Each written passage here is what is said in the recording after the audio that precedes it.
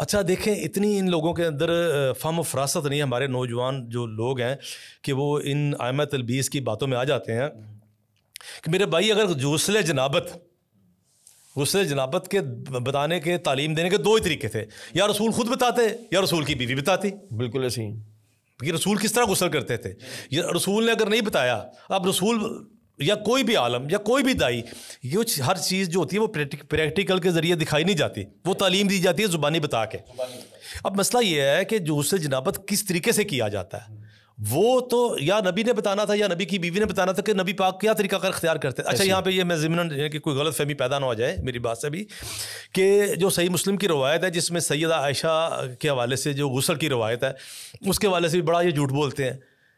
असल में हमारे जो नौजवान हैं, मैं उनको भी जो सुन रहे हैं, मैं उनको ये बात कहूँगा कि जब मामूल से हटी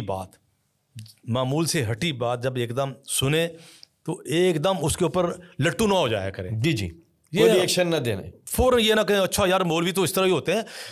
1500 साल का पीछे इल्म है, 1500 साल का तजुर्बा है, 1500 साल उम्मत सारी तो नहीं गुमराह हो गई थी कि 1500 साल एक हदीस समझ नहीं आई।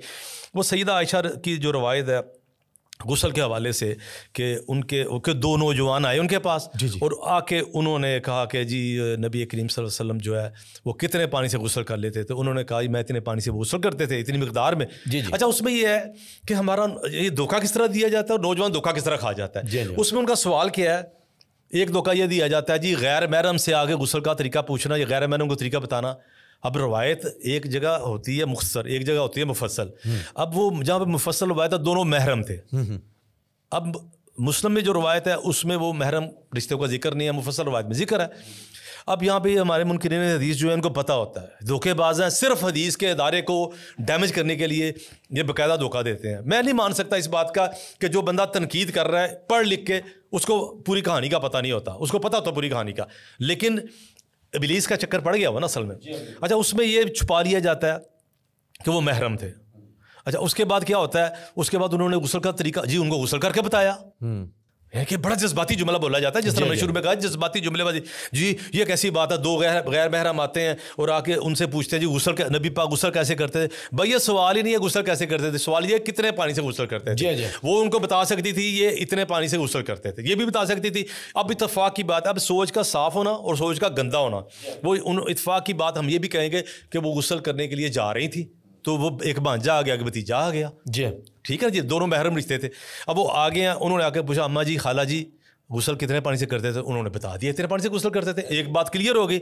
अब ये इन्होंने डंडी मारी कि रिश्ता छुपा लिया, ठीक। अब दूसरी डंडी क्या मारते हैं कि जी गुस्ल का तरीका एक गैर महरम से पूछा। पहले चलो गैर महरम की बात क्लियर हो गई, अगर महरम मान भी ले जी गुस्ल का तरीका क्यों पूछा आगे भी, उन्होंने तरीका पूछा, उन्होंने पूछा पानी कितना से, वो इतने पानी से, उन्होंने कहा मैं जा रही हूँ, मैं तो वज़ू करके अभी मैं गुस्ल करके आती हूँ। अब वो जब गुस्ल करके आई है, रवायत क्या है, रवायत ये है कि उनके बालों से पानी के कतरे निचड़ रहे थे जी। अच्छा, हदीस में एक लफ्ज़ है बाकायदा कि उनके और उनके बीच में पर्दा था जी। हाँ, मुझे याद है मैं बिल्कुल नौजवान था तो एक मुनकर हदीस हमारे उर्दू में आया करते थे, तो उनके साथ मेरी मुसलसल बहस चलती होती थी। हमारे साथ वाले दुकानदार थे तो उनके साथ उनका वो उठना बैठना था, मैं वहाँ जाकर बैठ जाता था। तो वो बल्कि मुझे दुकानदार कहते हैं जब वो उनके फिर उस चुंगल से निकले तो कहते हैं यार ये जितनी देर हमारे पास आते रहे हैं तो मेरी तो नमाज़ें भी ख़त्म हो गई थी। अच्छा खैर, उन साहब ने मुझे किताबचा दिया, उसमें भी इस हदीस का तर्जमा किया हुआ, तो मैंने उनको फिर पकड़ लिया। उन्होंने कहा कि जो रवायत है इसमें है कि उनके बीच में पर्दा था ना, उसका तर्जमा उन्होंने किया बारीक पर्दा था। अब आम बंदा जो है ना इतनी छोटी सी बात को, छोटी सी डंडी को समझता नहीं है। वो जब पढ़ता है ना, ये मैं बतौर मिसाल ये रवायत पेश की है कि इसमें 3 जज्बाती तो टच दिए जाते हैं कि जी गैर महरम आगे गुस्ल का तरीका पूछ रहा है, इसमें 2 झूठ हैं, ना गैर महरम है ना तरीका पूछा। दूसरा जी उनको गुस्ल करके दिखाया, जबकि उन्होंने गुस्ल करके दिखाया नहीं, गुस्ल करके आई तो उनसे कतरे उचड़ रहे थे। तीसरा जज्बाती टच ये दिया जाता है उनके बीच में बारीक पर्दा था। और फिर इनके दिलों पे मोहर लगी हुई है। पिछले दिनों मेरे एक साहब जो है उनकी अच्छी फ़ैन फॉलोइंग है, इनकार हदीस करते हैं, उन्होंने भी यही हदीस इसके ऊपर अपनी वाल पे लगाई। तो मैं उनसे मुसलसल पूछता रहा, यकीन करें 1 हफ़्ता उनसे मैं बात करता रहा। 1 हफ़्ते में वो इस बात के ऊपर वो झूठ बोलते रहे तहसील बारी में है, वहीदुज़्ज़मान ने यह तर्जमा किया। मैंने कहा मुझे तस्वीर दें, उसने भी किताब की तस्वीर दे दी। मैं कहा सफ़े की तस्वीर दें, नहीं दी उन्होंने। ख़ुद मैंने तस्वीर अपने घर से लेके किताब उसके कैमरे से तस्वीर उतार के मैंने कहा ये रिवायत है, इसमें कहीं लिखा बारीक पड़ता।